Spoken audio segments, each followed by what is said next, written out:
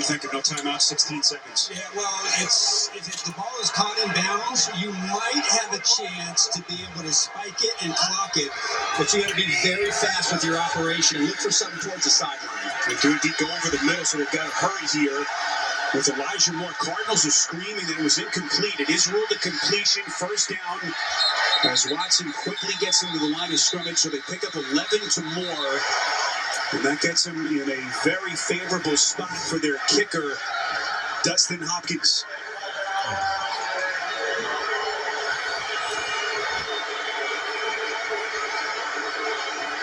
So apparently the replay center called down prior to the snap. So they may want to take a look at this.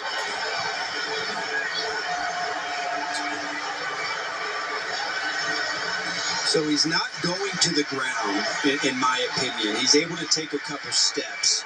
So I don't believe, and I've been wrong a couple times today, I suppose, I don't believe it's a surviving the ground type call. I believe that he does have possession while getting 2 steps before you see that ball hit the ground. So we are within 2 minutes, so everything is triggered from upstairs. Call to the field is a completion. Let's bring in Gene. Gene, how do you see this? Really impressed with the way Arch described that one, Spiro, and I agree with him. I think when Moore possesses the football, he's upright. He actually takes a 3rd step. If we see this here, we see possession, right foot, left foot, and then we see the 3rd step, the right foot, which makes him a runner. Yes, the ball does hit the ground, but it's in his possession, and I think he's finalized the process of the catch, in my opinion, there. So I don't think, and the ball really doesn't move. I think you got slight movement, but I agree with the catch on the play. Gene, if this is upheld and it's ruled a catch, how do they handle the clock?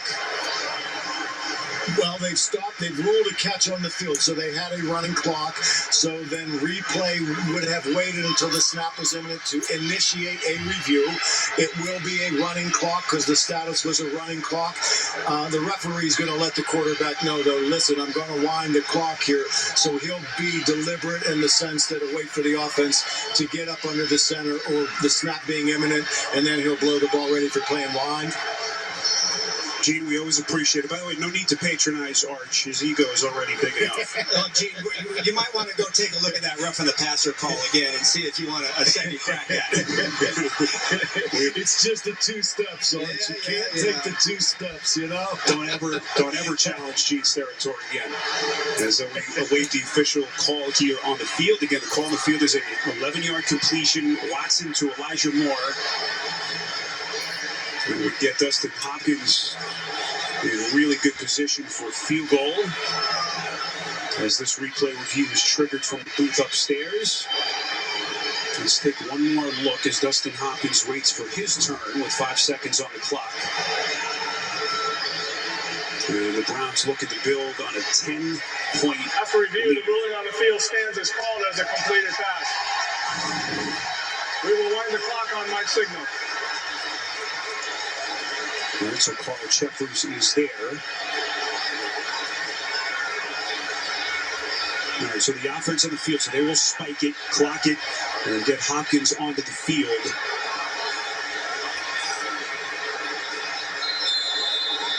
There's the whistle, starts the clock. Watson spikes it, and here comes Dustin Hopkins. With 3 seconds remaining before halftime. Hopkins acquired in the trade from the Chargers in late August. Everyone thought that they had found their kicker here last year, Cade York, game winner to start his NFL career week 1 last year, but that thing went south quickly. And Dustin Hopkins, 10-year vet, has been money in the bank for the Cleveland Browns. Hit from 30 earlier, this one a 45-yard attempt. Good hold by Bojorquez. And Hopkins cashes in.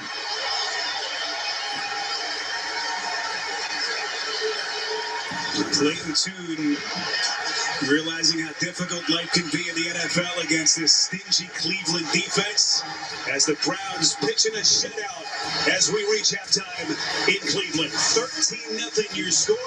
Halftime is next after these first half highlights from Verizon and a word from your local station.